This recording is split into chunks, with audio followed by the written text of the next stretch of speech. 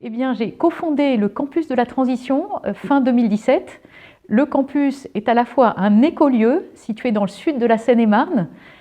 un éco-campus, c'est-à-dire qu'un lieu qui accueille des étudiants, des enseignants-chercheurs et des professionnels sur les enjeux de transition écologique et sociale. Et nous travaillons en réseau avec des institutions, d'établissements supérieurs et puis des entreprises, des associations et des collectivités territoriales. Et puis je suis enseignante à la fois à l'ESSEC, à l'École des Mines de Paris et à Sciences Po, avec l'idée toujours de contribuer par l'enseignement des questions d'éthique, contribuer à la sensibilisation d'étudiants ou de professionnels à ces enjeux de transition écologique, économique et sociale. Sur ce qui concerne l'enseignement supérieur aujourd'hui, je crois que depuis quelques années, on a eu une accélération des mouvements, notamment étudiants, interpellant très vigoureusement à la fois les directions d'établissements d'enseignement supérieur,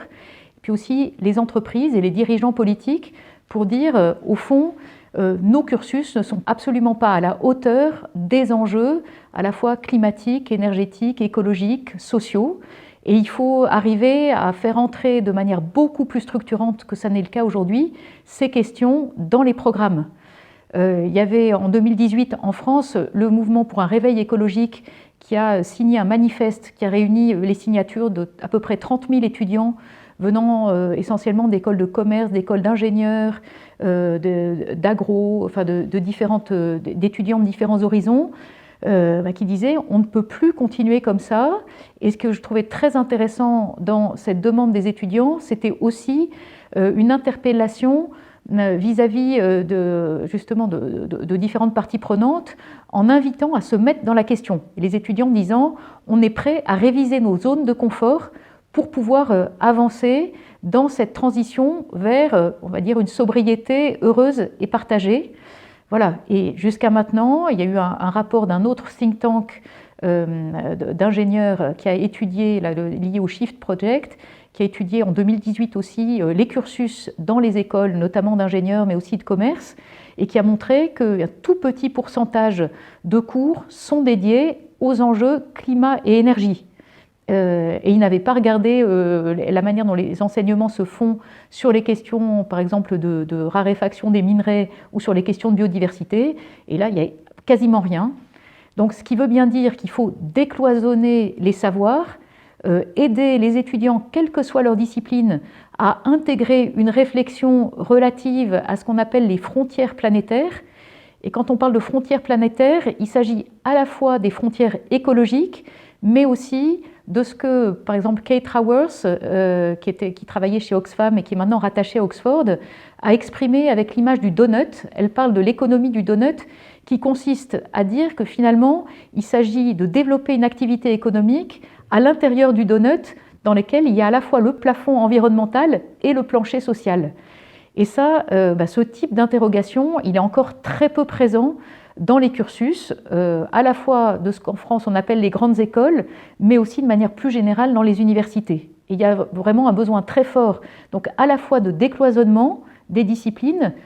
de liens beaucoup plus étroits avec les enjeux pratiques et les enjeux de transformation, et puis aussi la nécessité d'acquérir des nouvelles compétences. Des compétences qui sont à la fois des compétences techniques, qui peuvent être liées aussi à ce qu'on appelle les sciences dures ou les sciences du vivant,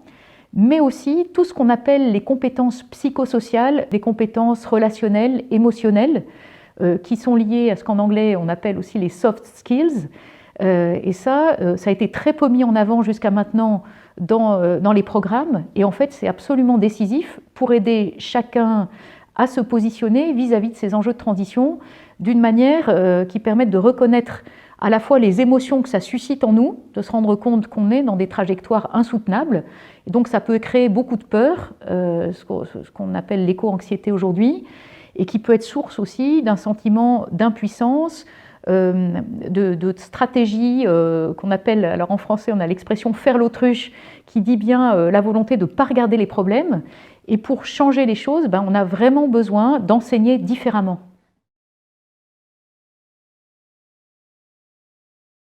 La transition est une transition donc à la fois économique, écologique, sociale, On pourrait dire qu'elle est aussi culturelle, elle touche les transformations dans la vie quotidienne et elle implique une mobilisation citoyenne. Donc elle prend vraiment toutes les dimensions de nos vies quotidiennes en compte. Et au campus de la transition, nous aimons parler de l'articulation nécessaire entre 3 types de transformations. Justement, une transformation qui a trait aux éléments de la vie quotidienne, qu'il s'agit de changer pour réduire notre empreinte carbone, notre empreinte écologique, et le faire aussi en expérimentant autant que possible eh bien, une convivialité, et pour montrer qu'il ne s'agit pas uniquement de normes à intégrer, mais qu'il s'agit surtout de vivre bien et même de vivre mieux ensemble. Donc ça, cette expérience quotidienne, c'est un premier niveau de transformation. Un deuxième niveau qui est lié, c'est celui des transformations institutionnelles ou structurelles. On voit bien qu'il y a des efforts qui peuvent être faits à une échelle individuelle ou une échelle très locale, mais ça n'est absolument pas suffisant pour être à la hauteur des enjeux. Il faut aussi s'interroger sur les injustices structurelles qui sont liées à nos économies mondialisées, très financiarisées, qui sont source d'inégalités croissantes à travers la planète et qui font qu'un certain nombre de personnes sont plus vulnérables du point de vue social, mais sont aussi souvent plus vulnérables du point de vue environnemental, et pour elles risque toujours d'être une double ou une triple peine que d'être à la fois dans des situations de plus grande précarité, souvent dans des zones où il y a plus de catastrophes naturelles, plus de pollution, par exemple, et où elles ont moins de moyens financiers et parfois moins de moyens humains pour être résilientes face à ces catastrophes. Et donc, le niveau de la transformation structurelle, il est déterminant, c'est-à-dire réfléchir aux transformations nécessaires des réglementations, des politiques publiques, ce qui veut dire aussi réfléchir à des stratégies entrepreneuriales différentes. Voilà. Et puis enfin, on a ce troisième niveau qui est au fond fondamental parce que on voit bien que les transformations individuelles ou collectives dans la vie quotidienne ou ces transformations plus structurelles ou systémiques, elles vont de pair avec le désir profond qu'ont des personnes de changer leur manière de vivre et puis de faire l'expérience que tout ça donne du sens à nos existences. Et ça, c'est vraiment cette dimension intérieure qui est une dimension spirituelle. Alors on peut prendre le mot spirituel à la fois au sens des traditions religieuses de l'humanité, mais aussi justement ce qui concerne le sens profond que nous donnons à nos vies, à nos existences, et face à la réalité du mal, de la souffrance, de tout ce qui est de ce que nous subissons ou ce que nous ne choisissons pas dans nos vies, eh bien, chacun de nous a à se déterminer un peu pour savoir comment il va traverser ce qu'on peut appeler l'absurde, ce à quoi il est parfois très difficile de donner une signification, ce qu'on ne peut pas enfermer dans un discours logique ou rationnel. On a besoin de s'ouvrir à une dimension que le philosophe Paul Ricoeur appelait la dimension supra-éthique, c'est-à-dire ce qui va au-delà même de nos efforts pour un monde meilleur. À un moment donné, on sait qu'il y a ce mal irréductible